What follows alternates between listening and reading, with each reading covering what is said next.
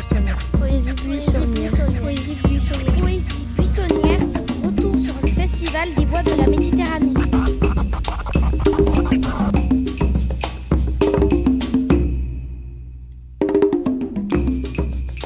Bonjour, je suis David Urbach et je m'occupe de la direction technique du festival de l'Odève, des voix de la Méditerranée à l'Odève. Votre travail consiste en quoi? Alors mon travail consiste à gérer toutes les équipes qui vont mettre en place toutes les scènes sur tous les lieux, voilà, c'est surtout. Et puis aussi gérer les compagnies de théâtre, les groupes de musiciens qui vont venir et faire de l'animation pendant toute la semaine. Quelle est la puissance du son sur les enceintes? Ne pensez-vous pas gêner certaines personnes? Mais disons que c'est une puissance qui est adaptée à la jauge. C'est-à-dire qu'effectivement, il y a 600 personnes à 800 personnes qui vont venir écouter sur ce lieu. Et donc, on a fait en sorte que le son soit homogène et réparti sur tout le site pour que tout le monde entende très bien, correctement, tout ce qu'il faut.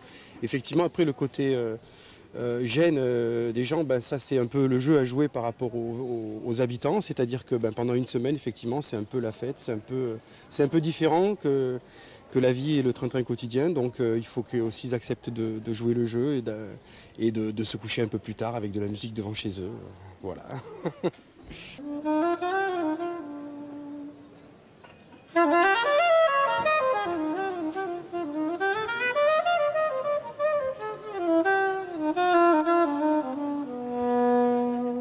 Oui, alors moi je suis Amandine et j'occupe la fonction de coordination générale, c'est-à-dire que je m'occupe de l'ensemble de l'organisation du festival. Donc on prend une soucoupe, on verse une partie du liquide et on l'incline. Et selon la manière dont le liquide va bouger, va descendre dans la soucoupe, il faut qu'il frissonne. Il ne faut pas qu'il coule, il faut qu'il frissonne. C'est le test du frisson qui est décisif pour la fabrication de la gelée d'Azerolles. Mais c'est également décisif pour la prose. Si vous racontez une histoire dans la prose, il faut que votre lecteur, à un certain moment, frissonne.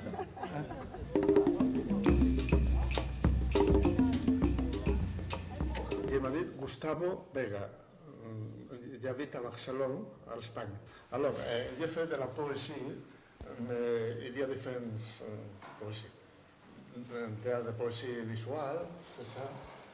C'est visuel, mais c'est visuel graphique. Pourquoi avoir choisi de faire beaucoup de rappels aux lettres dans vos œuvres? Parce que la poésie, l'essentiel de la poésie, c'est la parole.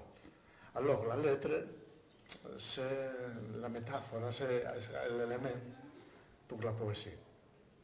Et pour ça, il y a beaucoup de lettres à la poésie, encore que visuelle. Ça se titule Ultime poème d'amour. L'ultime. Ce poème, cette œuvre visuelle s'intitule Ultime poème d'amour. Parce que c'est la parole amour, mais l'amour est comme une lágrima, ou comme une gota de sangre. Donc le mot amour se transforme en une larme ou une goutte de sang.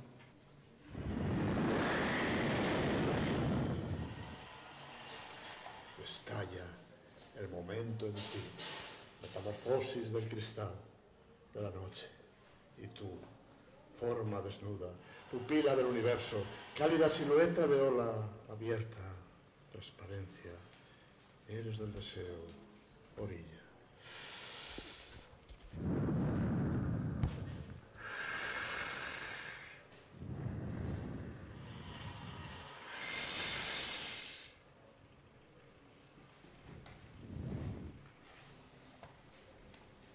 Éclate le moment en toi, métamorphose du cristal, de la nuit. Et toi, forme nue, pupille de l'univers, chaude silhouette de la vague ouverte, transparence, tu es du désir, le rivage.